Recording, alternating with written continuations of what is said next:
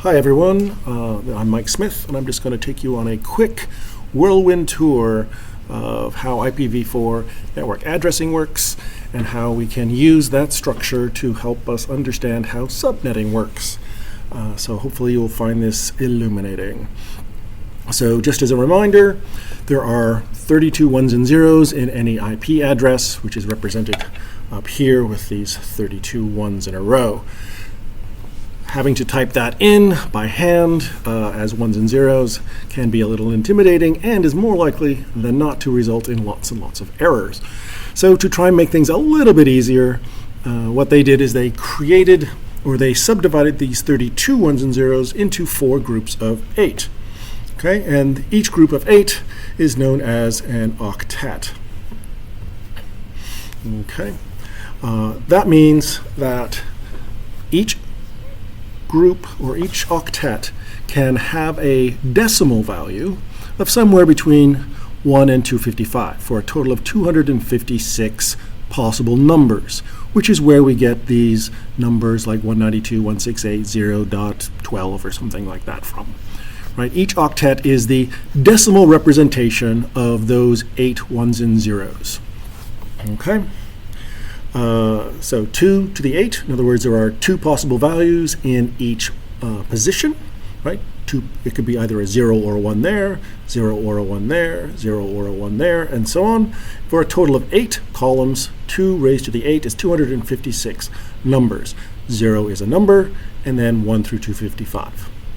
Okay, so we can take our ones and zeros and make them into a slightly more human-friendly representation of 179.237.220.123. It's the decimal representation of each sequence of 8 bits in each octet. So now let's talk about how network masks work. Right? Those 32 ones and zeros can be divided into 2 pieces of information, a network portion and a host portion. Okay? So just to start with the easy part first, when you look at the network mask of a Class A network, which is 255.0.0.0, that is represented in binary as 8 ones in a row followed by 24 zeros in a row. Okay, so if we just take a sequence of ones and zeros that we took from the previous slide, and we overlaid the subnet mask on it, we can see that we can determine whether or not 2 different IP addresses live on the same network or if they live on separate networks. So let's have a quick look at how that looks using our binary digits here. So if we take our Class A subnet mask, essentially our network portion ends where the sequence of ones end. Right? So that means everything to the left of this dividing line, everything to the left, is going to be considered part of the same, going to have to live on the same network, and everything to the right represents a device that lives on that network. Okay? So the question is, are these 2 IP addresses, do they live on the same network? Right? All we have to do to verify that is to look at the binary sequence and see if they match. Right? So what if we also look at a 3rd IP address? Okay, so we can see that these both have the same bit sequence, and they are on the network side. So we have 2 separate IP sequences to the left, or sorry, to the right. And thus we have the same network, but 2 different devices on that network, maintaining the requirement that every single device in IPv4 has to have a unique sequence, and if you live on the same network, you have to have a different number. Okay, so if we take a 3rd IP, right, we can see that the network boundary is here on the 1st octet. So the letters or the numbers to the left represent the network number, and the numbers to the right represent the host number or host ID on that network. Okay? As you can see here, the sequence to the left are different. They have a different binary sequence, right? They match on the first, they match on the second, third, fourth, fifth, sixth, seventh, but on the eighth one, 1 is a 1, 1 is a 0. Therefore, they have to be on a separate network. The numbers to the right of the network boundary, they can now be the same because they are on different networks. So even though the sequence on the host side is the same, because they live on different networks, they are still a completely unique sequence of 1s and 0s. So there are different networks, but the same host name, still a unique sequence of 1s and 0s. So let's kind of move on here and have a look at Class C masks. In this example, we have a subnet mask of 255, 255, 255.0, which is represented by these string of 24 ones in a row, right? 255 for this first octet, 255 for the second octet, 255 for this third octet, and 0 for the final octet. So how can we use that to help us subnet a Class C network into two smaller networks?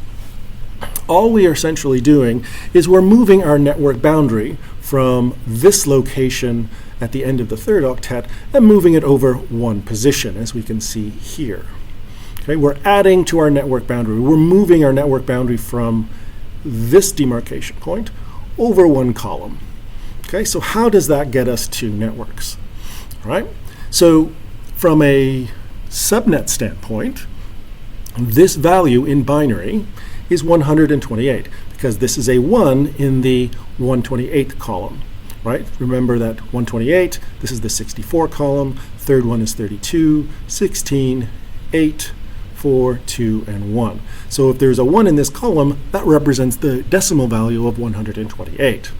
So our new subnet mask is going to be 255, 255, 255.128. All right, so simple example. Here we have two IP addresses represented in binary, and what we're going to do is we're going to, based off of this subnet mask, define where our network boundary is. Right? You'll notice it is one column to the right of our initial spot. Okay, and so if you can notice, this octet looks exactly the same. This octet looks exactly the same.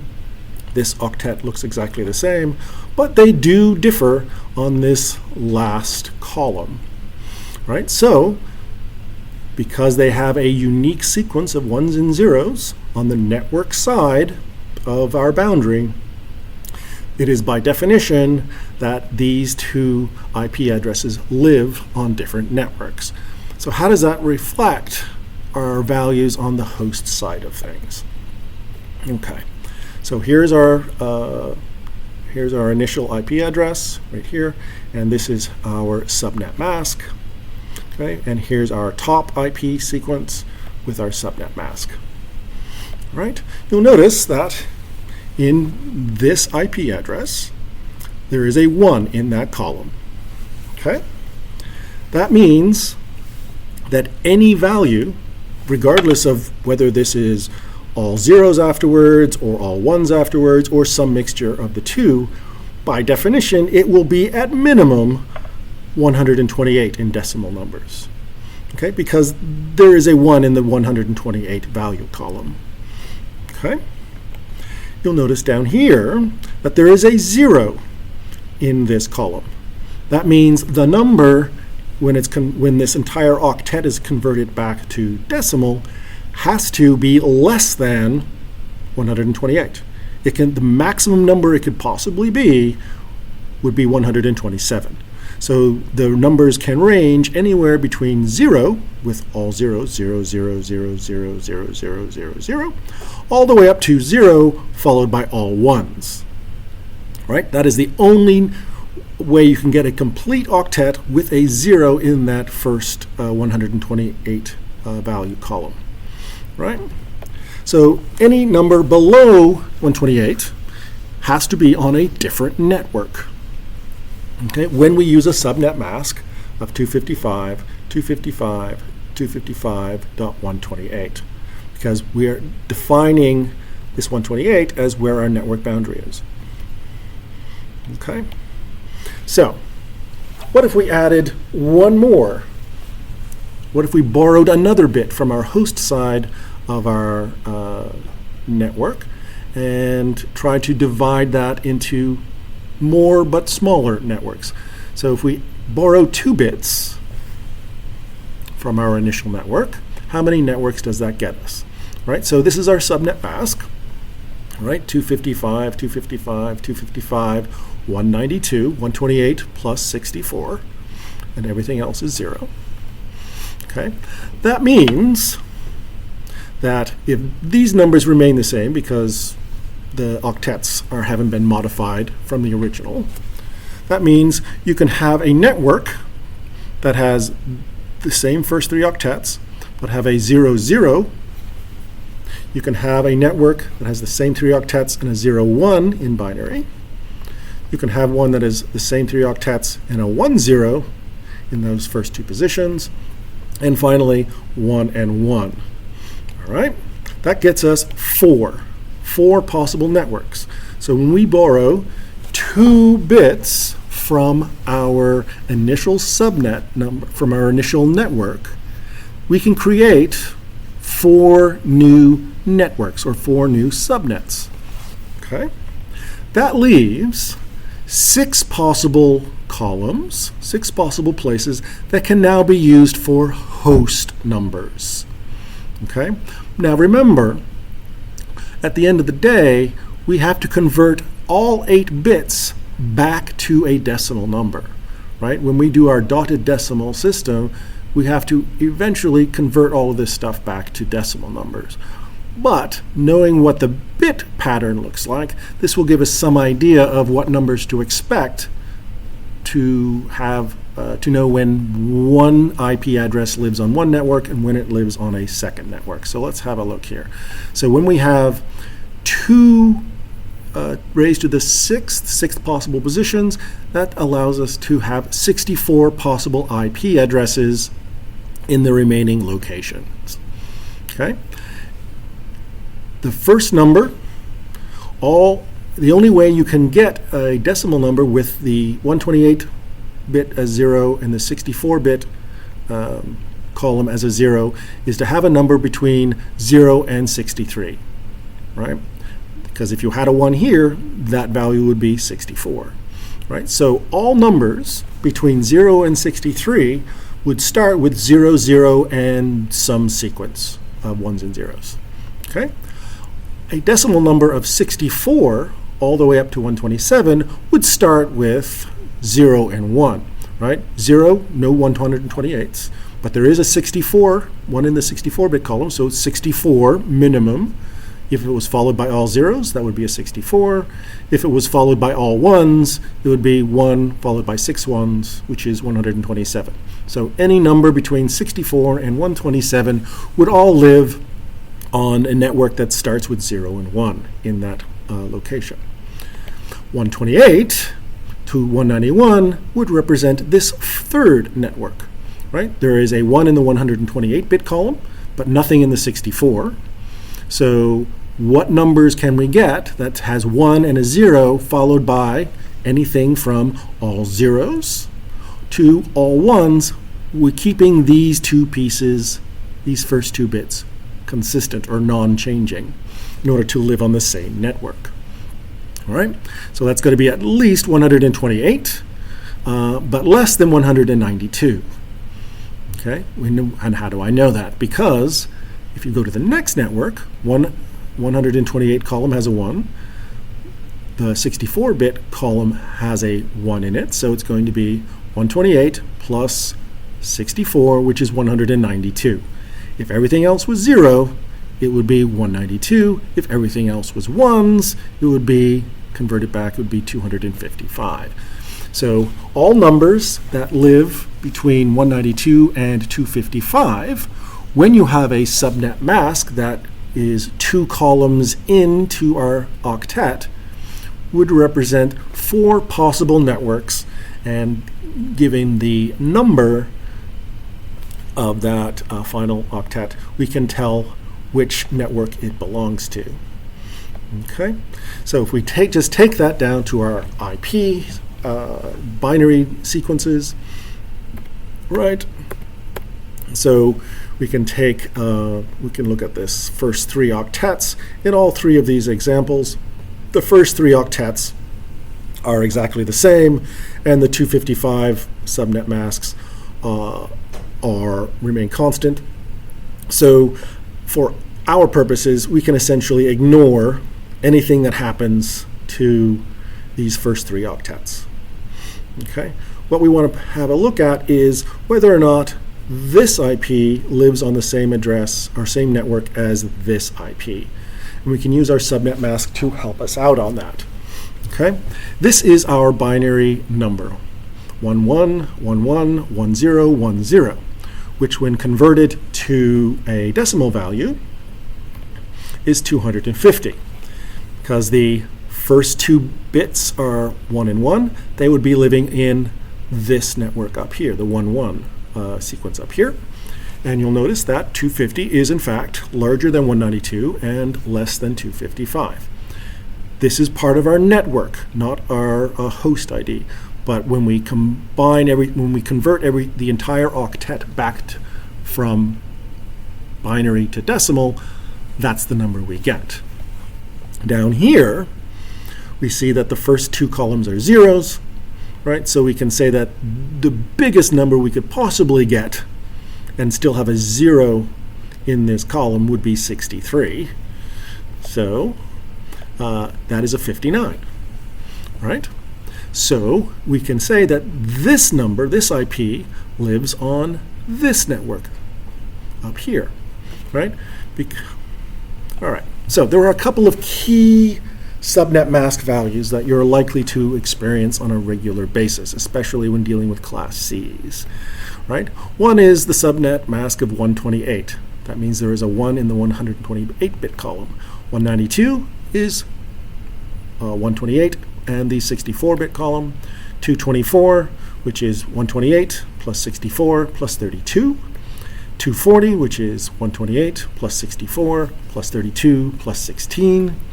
And 248, which is 128 plus 64 plus 32 plus 16 plus 8. And then 252, which is going to be 128 plus 64 plus 32 plus 16 plus 8 plus 4. Okay? This, in a Class C, this is going to be the largest subnet mask you will ever see, because we still need some space to assign IP addresses to individual devices on a network, right? The first 6 positions are essentially part of our network address. They can't be used to assign a host on that network a unique sequence of 1s and 0s. Okay? Of that final 2 columns that are used for hosts, you could have an ID of 00, 01, 10, and 11. The thing to remember is that there are 2 reserved addresses in any network. One is the number that is going to define your network number. The other is going to be reserved for the broadcast number, right? That means that there remain 2 possible unique IP addresses that can be assigned to a host on a network.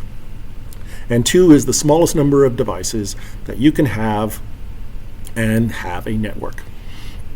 So the smallest network you can have with the subnet mask would be a value of 252, because it represents 6 1s in a row to end our network boundary, leaving 2 unique or 2 IP addresses for hosts, and also define our network number and our broadcast number. Okay, so the number of unique devices on a network will always be the total number of unique addresses available minus the 2 reserved values. The first one, which is going to be your network number, and the last one, which is going to be your broadcast address. So How many devices can we put on a mask with 252?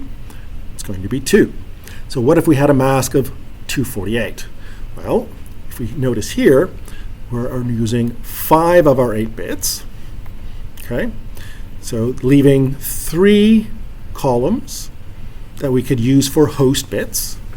Sorry, 2 raised to the 3 power. 2 because there are 2 possible values in each column, 0 or 1, 0 or 1, 0 or 1. So there's 2 possible values. Raised to the number of columns that we have available to us. 2 raised to the 3 is 8. Minus the 2 reserved, our network number, which is the first, and our broadcast, which is the last, leaving 6 unique IP addresses that we could assign to a host, a tablet, a server, a PC, laptop, whatever we like.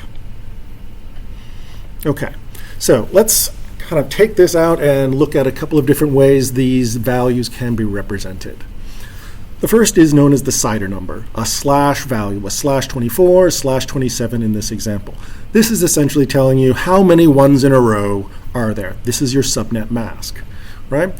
Represented in binary, that's what that would look like. There would be 24 ones in a row, followed by 25, 26, 27 for our last octet, leaving 5 columns that we could possibly use for hosts, right? In decimal form, it's 128 plus 64, which is 192, plus 32, which is 192 plus 32, which is 224, right? So you will either see a value like a /27 or a number like .224 to give you the sense of where that network boundary exists in that particular octet. Okay, so in our last octet, the smallest number you can get is going to be 0. That's 8 rows in a 1, or 8 columns of zeros. Right? The biggest number you could possibly get would be 255. That's 8 ones in a row. Okay? So what happens, and how does that get us the subnetworks that we want when we start moving our network boundary from the initial /24, start moving it to the right, and start making it a /25, /26, /27. Okay? So essentially what we're doing is, if we're going to move our network boundary to this column, so make it a /26, what we're essentially doing is dividing this space into 2 blocks. You're dividing it in half, right? All numbers between 0 and 127 would be in this network, and all values from 128 all the way up to 125 would be in a second network, right? The first number is always going to be your network number. The last number is always going to be your broadcast. So in this case, if we did a /25 or a subnet mask of .128, that means our network number is going to be 0. Our broadcast number will be 127.